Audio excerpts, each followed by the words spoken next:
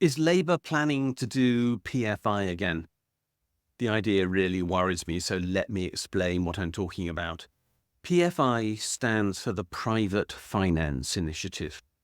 It was an idea actually created during the period of John Major's government from 1991 to 1997, but it was expanded considerably by Labour under Gordon Brown.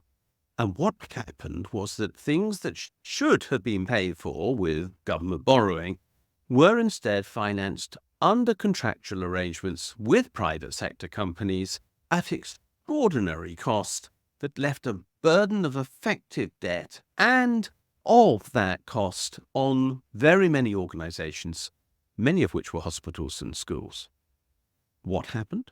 Well, we wanted a new school. The government didn't borrow to pay for it. It contracted out the whole construction and maintenance program for that school for a period of up to, say, 25 years to a private builder. They raised the money, always at a cost more expensive than the government would have paid, because the government can always borrow cheaper than any private sector organisation, simply because lending to the government is always risk-free. And then the private sector contractor also set up a schedule of charges for maintenance. Absurd charges in many cases. £100 to change a light bulb or something like that. And I'm not kidding. Absurd expenses for having to repaint a wall if it was damaged, which happens inside schools, hospitals, or anywhere else. The burden of debt has been extraordinary. One of the best documented cases was Norwich Hospital, where they are still paying the price. And in Scotland, where PFI was used enormously by Labour, the consequence has been dire. The SNP government in Holyrood has been, well, frankly, crippled by the level of debt that it is servicing through the PFI initiative. The last thing that Labour should do is ever go near PFI again.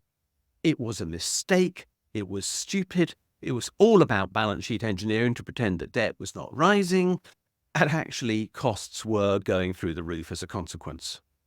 But why am I worried then? Well, rumour has it that Rachel Reeves is planning to bring in a very large number of private equity fund operators to meet with the new government when, as we believe is inevitable, Labour is in office from the 5th of July, this coming Friday. And why would she invite those people in? Because clearly she has a deal to make with them.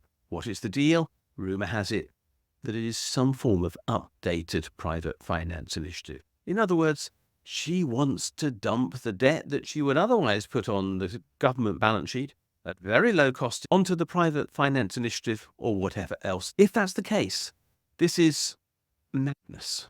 I can't think of another word to describe it. It is straightforward financial folly. I mean, what else can one say about something which has clearly not worked and yet which you're thinking about again? So I live in fear of this because it's exactly what a Labour government that we know is all in favour of public-private partnerships and is all in favour, as we've seen from the attitude of Wes Streeting within the NHS, in bringing private sector operators in, might do. And that is the last thing that we all need.